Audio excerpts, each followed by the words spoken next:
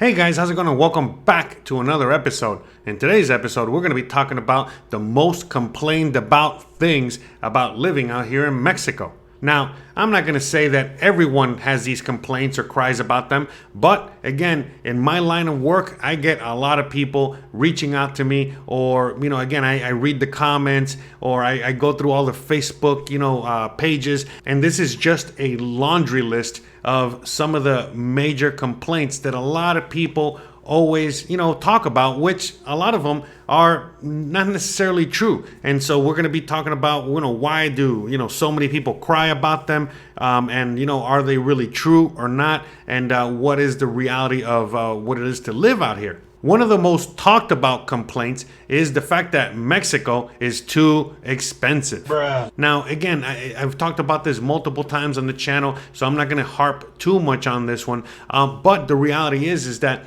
you hear this all the time. You hear about people that have been living in Mexico for, years, and they just say that things are getting more expensive, or they just recently moved out here and they had no idea about how expensive things are.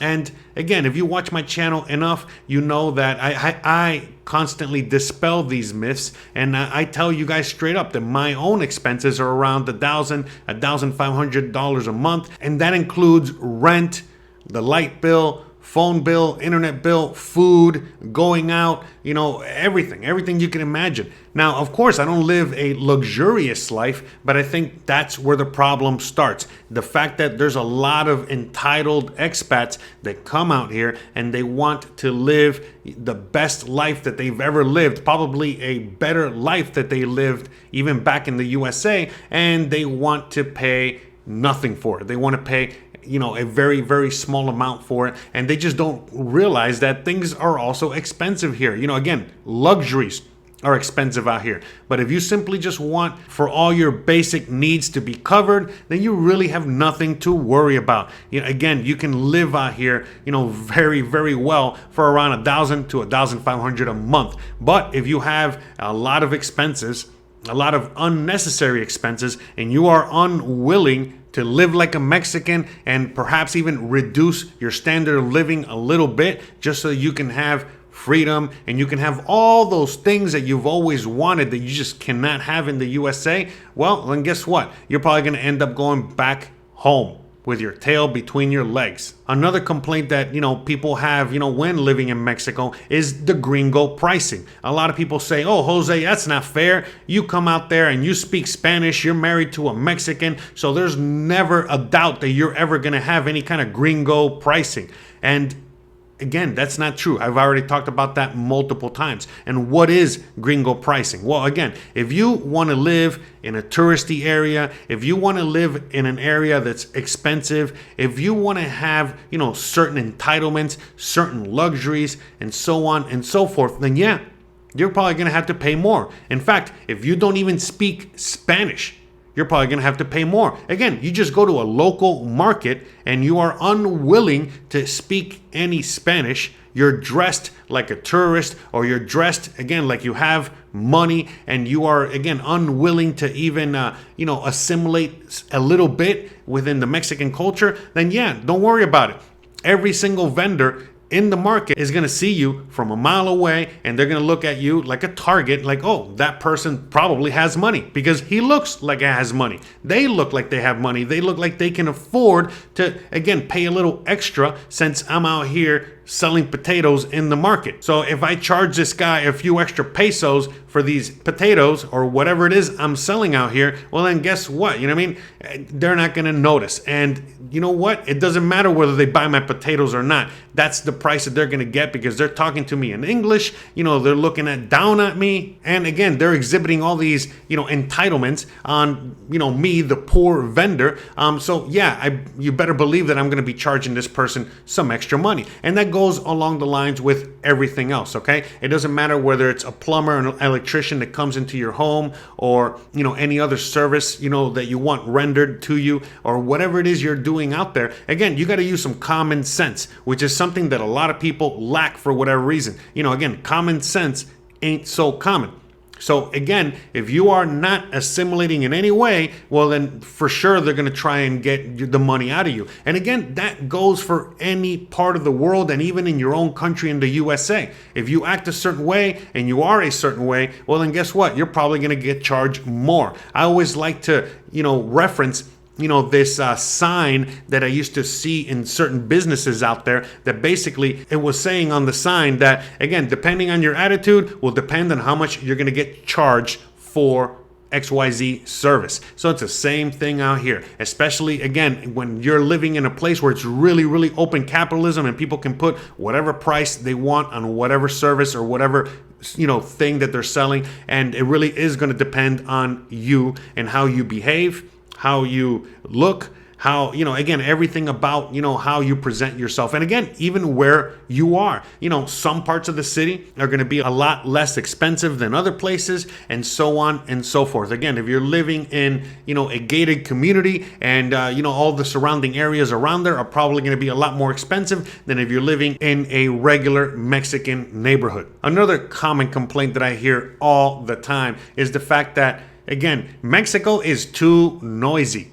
Well, what do you mean too noisy? I lived in the USA, and I'm not going to lie to you. I felt like many times, living in a city in the USA was a lot noisier than it is out here. Now, yes, granted, there are noises in Mexico that you're just not going to find in the USA. Like, again, I like to say to people all the time that, you have services coming to your door. And how do you know what services, are riding through the neighborhood? Well, it's going to depend on the bullhorn or the way that they alert the people in the neighborhood as they're walking by. So, for example, the guy that sells milk and cheese, he has a cow on the bullhorn. So basically, as he's driving around the neighborhood, it's going to be a big cow that goes moo, moo, and so on and so forth. The guy that, sharpens, your kitchen knives or your machete for your backyard, that guy's going to have a special whistle. The guy that sells sweets, breads, desserts, pastries, so on and so forth, that guy's going to have a special horn. Honk, honk,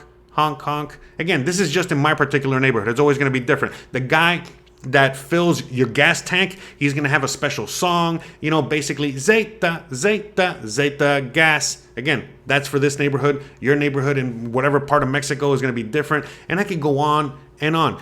Depending on where you are will depend on, the noises that you're going to hear. Sometimes you're going to have a noisy neighbor, like me. Again, I wouldn't want to be my own neighbor. I know I'm a loud individual, and if I, my neighbors probably hear me screaming in English into a microphone, or or to you guys, or whatever it is I'm doing, and they might be annoyed.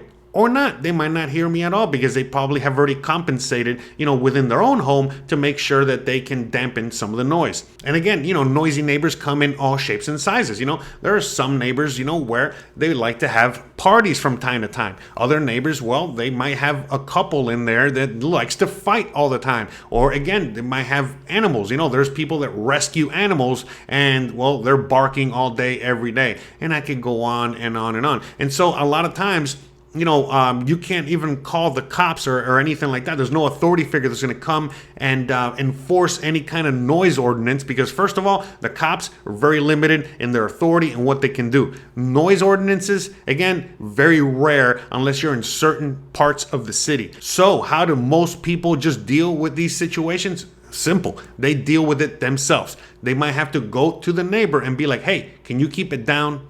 Or again, figure out other ways in order how to mitigate the situation. Like, for example, I used to have neighbors that had really, really noisy dogs. And so I was able to figure out a way in which to quiet them down. I simply, was able to use a Bluetooth speaker, and I just blasted a dog whistle through the Bluetooth speaker that only the dogs could hear, and guess what? I was able to shut them up without having to deal with the neighbors. And so again, there's just many ways in which you can deal with these things out here. But what happens is that a lot of Americans move to Mexico and they just don't want to deal with anybody. They don't want to talk to their neighbors. They don't want to talk to other individuals. They're not friendly. They don't believe in the whole community aspect of living in Mexico, and they isolate themselves. And so obviously, When there's a problem, they got no way to mitigate this. They can't even just simply say to the neighbor, "Hey brother, I love you to death, blah blah blah, but can you keep it down, from certain hour to certain hour because I gotta do some Zoom meetings."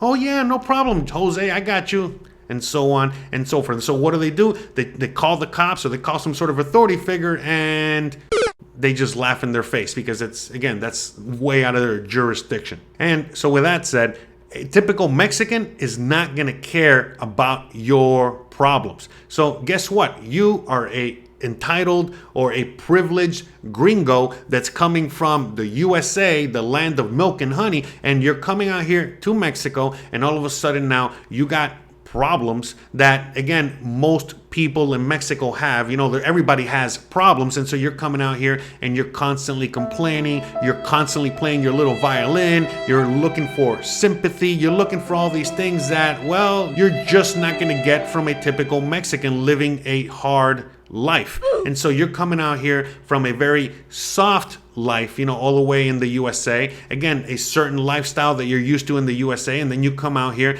and, you're complaining, or you're constantly crying, or you're constantly, again, looking for some sort of understanding or sympathy from people that will just never understand your problems. For example, you might be complaining about the internet being down, and you don't know what to do because your internet is down.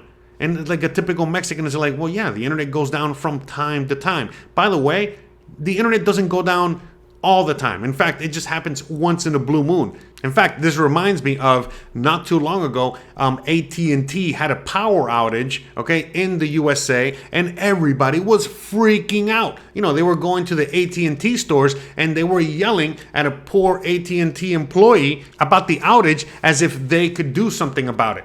And, again, it's just this sense of entitlement that just doesn't exist out here. So if the internet goes out, well, you're going to have to deal with it. And now, again, it's not always, the internet that might be out. It might be the power, or it might be the water, or it might be, whatever problem you're having. And so the reality is that, the most that someone's going to be able to do is that, for example, let's say that your internet company is down. Well, you might be able to talk to a neighbor and be like, "Hey, do you have internet?" Like, "Yeah, I got internet. I never lost internet because I got a different internet company than you." So you'll be like, "Hey, I just got to send a quick email, or I got to connect to the internet to do XYZ. Can I borrow your internet?"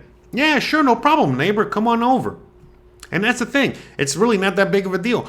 In fact, what most people do is they just deal with it. So like a lot of times, in the very few occasions that, we might lose power or internet, well, that forces, me and Christian to just sit back and relax and take in the afternoon breeze and, perhaps have a conversation, read a book. There's always something to do that doesn't involve, needing, being connected all the time. In fact, a lot of people always ask me, it's like, "Oh, how come you don't have an electric stove and you have a gas stove?" Number one, I like to cook with gas. It's just a lot better. But number two, well, because, sometimes, the power might go out and I'm cooking. Well, I can continue to cook. All I got to do is just get a candle, get a flashlight, whatever, assuming it's dark out, and I can continue cooking and I can have dinner. In fact, sometimes it's happened, where we lose power during certain times of the day, and it's okay. I can still cook. We can still take a shower. We can still kind of go about our day, and then we have a nice candlelit dinner. And then, by the time that we're done with dinner, well, boom, the lights come back on and we can watch our Netflix or YouTube. Speaking of which, if you're liking this kind of content, don't forget to please like and subscribe and share this video. Another odd thing that many Americans complain about for whatever reason when they come to Mexico is the fact that they are not paying taxes. I really just don't understand this part. Again, why is this a problem, or why are you complaining about you not being able to pay taxes? Again, we've talked about this multiple times. You guys can check out my channel. I'll link some videos, at the end of this one so you guys can, educate yourself a little more on the whole taxes situation out here. But look, long story short, you don't have to pay taxes when you're in Mexico unless you own a business. That's it. Or you're making money in Mexico. But outside of that, there's no taxes for you to pay. Now, as an American, you always got to pay taxes to Uncle Sam. So just make sure that you never forget that you got to pay taxes to the USA. But other than that, you really got nothing to worry about. And so a lot of people come out here and they're constantly, again, freaking out that they don't have their tax ID number, and they got to go to the SAT, and they got to go and declare, how much they're earning from their, US job or whatever it is that they're doing, again, to pay tax. Again, you can go to the Mexican tax authority themselves and tell them, again, you are a foreigner living out here in Mexico and that you want to pay tax. And then they'll simply say, oh, great. Are you earning money in Mexico? And be like, no, I'm not. I earn money from my internet job as a digital nomad, or I earn money from a corporation that is outside of the Mexico borders. And then, basically the tax authority is going to be like,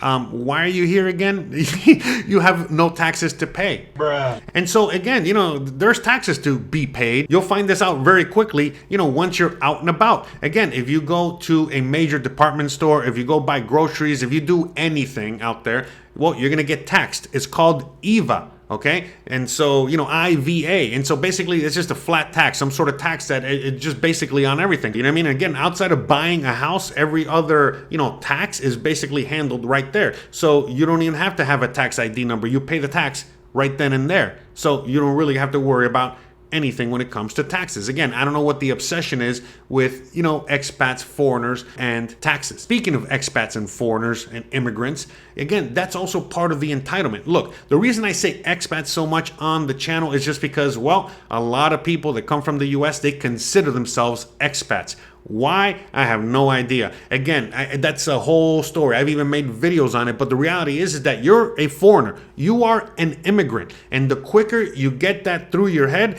the easier it's going to be for you to assimilate out here and for you to live a humble life as a immigrant, as a foreigner in a foreign country, because that's what you are. Okay, the whole idea of like you being an expat, basically just puts this humongous label on top of your head, a giant bullseye, that you are an entitled gringo and that you don't even want to be considered a foreigner or, again, an immigrant. God forbid that somebody calls you an immigrant. Oh, no, I'm not an immigrant. Immigrants are, poor. Well, listen, most of you guys are poor. Again, you guys cannot make it in the USA. You guys cannot afford, to live out there on your Social Security, whatever it is. And so you come out here to a foreign country in order to have a better quality of life, a lower cost of living. Listen, I am also included in that, okay? So I very rarely call myself an expat. I'm always an immigrant, a foreigner, because that's what I am. I'm a foreigner in a foreign country, and I act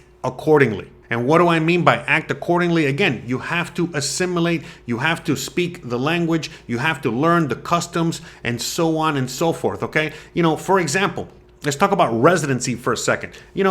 Again, so many people out there freak out all the time, when I talk about, for example, the RNE program, which is a program in which you can easily, get your residency. Again, you guys can, watch the videos that I have on the channel talking about this, having an actual Mexican lawyer talking about this. But again, people freak out by saying, oh, but that's, a shady way to do it. That's an illegal way of doing it, because in order for you to do that, you have to be on an expired visa. And even if you are on an expired visa for one day, that is just wrong. Listen, okay? This is Mexico, okay? This is not the USA or Canada where it's all about the law and order, law and order. Again, for many people like myself, the reason I'm leaving the USA is because there's just way too much law and order, to the point where, again, if you sneeze the wrong way, if you look at a person the wrong way, if you do just anything wrong, okay, literally, and by the way, even if you're not doing anything wrong, they're going to find something wrong, because there's just so many laws, in this world of law and order, that they're going to always find something. So if you want to live like that, please just stay in your own country. The reason that Mexico is so awesome and so many people love Mexico is because it's a lot of freedom out here. In fact, so much freedom that a lot of people even argue the fact that it's like anarchism out here. It's just pure anarchist, meaning, hey, it's a free-for-all, and there's, very, very little respect for authority, for rules and regulations, and so on and so forth. Again, a lot of people, they just cannot handle that. They for them, that just drives them up the wall. And so that's why, again, they complain and they cry so much about Mexico. The fact that, why is it that people can just do whatever they want? Why don't they respect the law or authority or this or that? Well, because, again, these are all just arbitrary rules that, for the most part, again, if you follow the Constitution, a lot of them are null and void. What people actually respect out here are each other, okay? And that's like another major component, to why a lot of people just have problems or trouble living out here in Mexico, because, well, they just don't respect each other. They don't respect their fellow man, their fellow, a Mexican. They just don't respect it. There's no such thing as like, morals or dignity or any of that stuff. And so, yeah, you know what I mean? Obviously, when you come out here as a foreigner, as an immigrant, as an expat, to Mexico, and again, you don't even know what the cultural norms are out here, where again, people out here respect each other above and beyond more than they're ever going to respect any authority figure. Okay. In fact, most of the people in Mexico are afraid of, the cops, because they themselves don't even follow the rules, the regulations, the laws. In fact, the danger out here in Mexico, for the most part, is just having a police officer or some sort of authority figure, rob you, literally just, steal from you and rob from you, not some cartel member or not, some bad hombre out there. And again, just to piggyback off of that, again, the cartel are not interested in, kidnapping you so they can steal your measly social security check. Bruh. Again, enough with the whole idea that Mexico is dangerous. Again, if you're coming from the US, especially, the USA is 100 times more dangerous than it is in Mexico. If you go to most Mexican cities and just, again, you're in most of Mexico, you're going to quickly find out that it's actually pretty safe. And why is that? Well, again, because everyone is, constantly on guard. And so, of course, there's going to be dangers. There's, parts of Mexico that are extremely dangerous and, you probably shouldn't be in. But the majority of Mexico is extremely safe. And you really have nothing to worry about. And most people just want to worry. And so, again, they just, create things out of nothing. But yeah, at the end of the day, Mexico is an extremely safe place because, again, even if the police are, stopping you for whatever reason and they're shaking you down for a few hundred pesos, again, that's all they're doing. They're not, putting you in jail for a long time, putting you through the court system. They're not, again, doing, horrible things like, I don't know, kill you. Again, out here in Mexico, if a Mexican cop kills you, listen, they're going to jail for murder. And it's as simple as that. And again, I can go on and on with how, things are just very different out here. And for a lot of people, well, they think that this is just, crazy, and living in Mexico is just not for them. Another thing is that, well, not every Mexican is gonna like you. Again, you should know this by now, in the sense of like, it doesn't matter where you go in the world, there's just going to be people that like you and people that don't like you. Again, most people in Mexico, a good majority of Mexicans are extremely friendly, extremely nice. They are just awesome people. I love Mexico. I love Mexican people. But again, I've told you guys multiple times on the channel, I've already had my run-ins with, certain Mexicans out there that are just trying to, again, be jerks, for lack of a better description. And so, every once in a while, there's going to be a Mexican out there that's just not friendly and just not nice and might be a jerk. But that's it. They're very few and far in between. And many times, again, I confront them. And a lot of times, we end up, again, just agreeing to disagree. And before you know it, we're friendly with each other. Again, it's not always the case, but at least there's some sort of conflict resolution out here. And most of the time it's just a misunderstanding more than anything else, or the guy's just having a bad day, or again, worst case scenario, the guy's just a jerk, and he's going to be a jerk not just to you but to everyone. But again, that's just anywhere on earth. It doesn't matter where you go, you're going to encounter jerks, and they're going to encounter bad people. Now, again, of course, in the USA, you're just used to most people being a jerk, most people being mean, most people just being not nice to other people. And so out here, it's not like that at all. In fact, I always like to kind of tell my own story on the matter where, when I first came to Mexico, I just couldn't understand why so many people were so nice all the time. I was constantly thinking to myself, that these people were just trying to be nice in order to take advantage of me, until I realized that no, they're just nice. People are just good out here. And so with that being said, when I did encounter somebody that was trying to, hustle me, that was trying to take advantage of me, that was trying to, again, do the gringo price, whatever it was very, very, very easy for me to just, see what was going on. Well, because I was already used to everyone just being nice and cordial and all that stuff. So of course, when I saw someone, going in a completely opposite direction, it was very easy for me to just not deal with them, just move on to another vendor or another individual, and just that's it. Very easily to defuse, as opposed to the USA where things are just constantly escalating. Another thing is gentrification. Man, this is one of my favorites, when people, they come out here and they're gentrifying and then they complain about gentrification. Bruh. I mean, come on, are we serious right now? And then on top of all that, most of the people that come out here, again, they are coming out here on a certain budget, and they don't like it when they want to live in a very nice and gentrified area, and they wonder why things are expensive. Again, just going back to what I was saying at the beginning of the episode.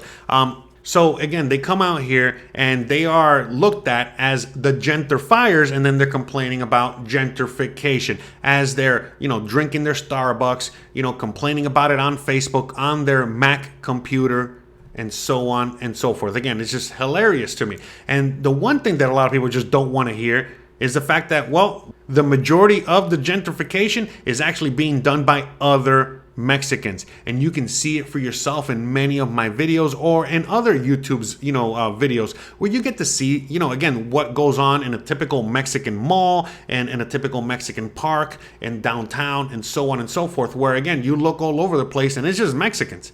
Again, we are the minority out here. How is it that less than 1 million Americans, are gentrifying the whole country? We're not. And again, out of that 1 million or so of Americans that are living out here, that again, the top 1% of the million people that are in a country of, over 130 something million people. And come on, we're barely a blip on the radar. And so the reality is that as all this gentrification is going around the whole country, most Mexicans, they're taking advantage of the gentrification. They want nicer things. I've talked about this multiple times. I've done whole videos on it. But, the reality is that, even the Mexicans, that are complaining about, foreigners, just like in the USA, people complain about foreigners, or again, people out here complaining about the higher prices, the displacement, the gentrification. Again, they're not realizing that the majority of all that investment is coming from other Mexicans. And that's just the reality of it. And even if it's,